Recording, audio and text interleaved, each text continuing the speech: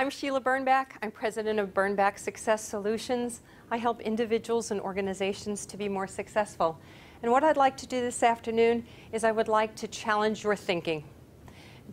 Before I do that, I'd like you to think back, if you would, to when you were about 3 years old, 4 years old.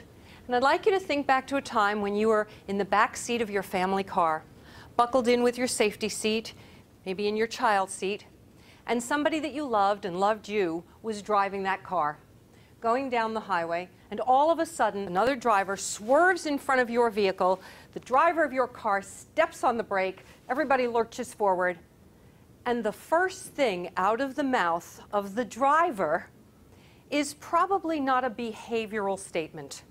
A behavioral statement would sound something like, "Oh, you just came within 6 inches of my bumper," or "You nearly caused us to collide." Instead, it was probably a statement more like a character assassination. "You idiot, you fool, you jerk," or something that I won't repeat in the present company. This was the beginning of your education in making value judgments. This is how you started to learn to do it, because none of you came out of the womb making value judgments. I came to Washington, D.C. to go to college, and I was shocked to learn that people made value judgments about me as a person based on what was then a very thick regional accent. And the worst part of all was those value judgments weren't accurate. They weren't true. People didn't know me. They were making assumptions based on the way I talked. And that began my quest to think about how can people be less judgmental? How can we create a society or a world where people are not making value judgments of others? And what formulated in my mind, and it didn't happen overnight, I didn't go to sleep one night and wake up and go, "Oh, there it is." Over time, I formulated what I call my iceberg theory. Now, if you take a look at this iceberg, which I use as a metaphor to talk about us as people, what you should know automatically is that most of that iceberg is below the waterline, below the surface. If you know the story of the Titanic, they learned that very painfully. And the smallest piece is the piece above, the tip of the iceberg. Now, I use this as a metaphor to talk about us as people because I think the same is true of us. Most of who we are is below the skin, below the surface. It's not visible, and people make assumptions about it. What is it about you that I don't know just from looking at you? In other words, what is it about you that's below the waterline? If it's easier to think about it this way, we'll flip it around. What is it you don't know about me just from looking at me? There's a lot that's below the waterline. Let me show you just a few of the things. Our abilities, our attitudes, our backgrounds, our intelligence level, the way we think about things, our belief systems, our values, our integrity, our educational background. None of us know that about each other unless we choose to share it. So when we take a look at someone and we make these assumptions, we are doing what I call making value judgments. You could call it making assumptions, you could call it presumptions, you can call it inferences. I'm going to use the term value judgments. We go below the waterline and we make value judgments. And those value judgments are based on, I call them personality traits. They're based on observable behaviors. We take a look at someone's behavior, we go below the waterline, we make a value judgment, and whose frame of reference is that value judgment based on? Ours, rather than the other person's.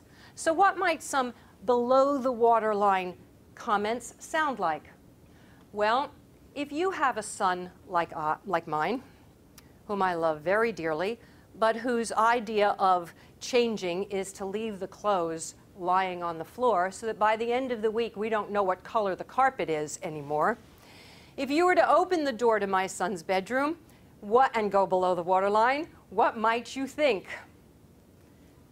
Lazy, slob, irresponsible, doesn't care about how hard I have to work to earn the money to buy those clothes. All of those are below the waterline value judgments.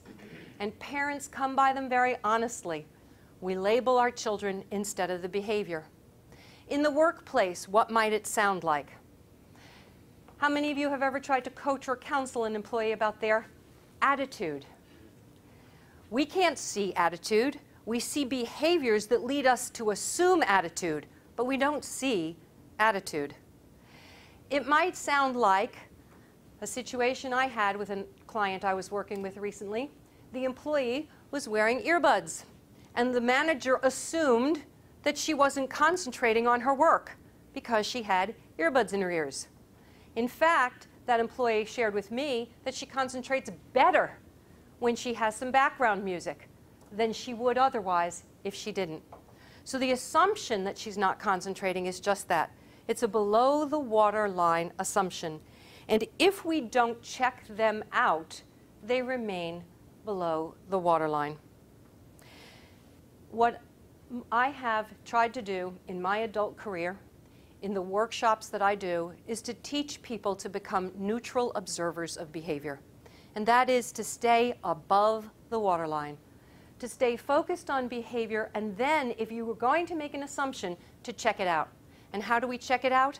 By communicating, by talking, by listing what our assumptions are to the person we're making that assumption about. Now, why is this model so important in 2012?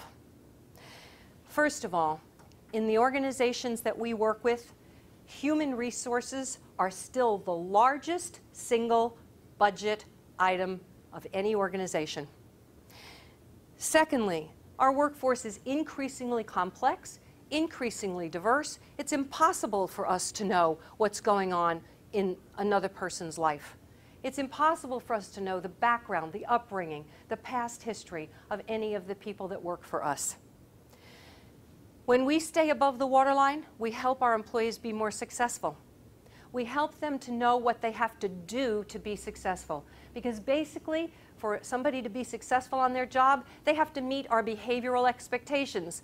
We need to tell people what they have to do to succeed, not who they have to become in the world. As managers and executives, we are not dictators of other people's personalities. All social scientists have proven that our personalities are formed by the time we're 8 or 10 years old. So by the time people come into the workforce, their personalities are formed. And if anybody has ever had years of therapy, you know it's hard enough to change our own personality. We're not going to change someone else's. When we stay above the waterline, we take anxiety and confrontation out of the performance management system. And when we stay above the waterline, we protect our organizations from legal vulnerability. It's been a pleasure to address you all today. I hope that all of you will learn to stay above the waterline.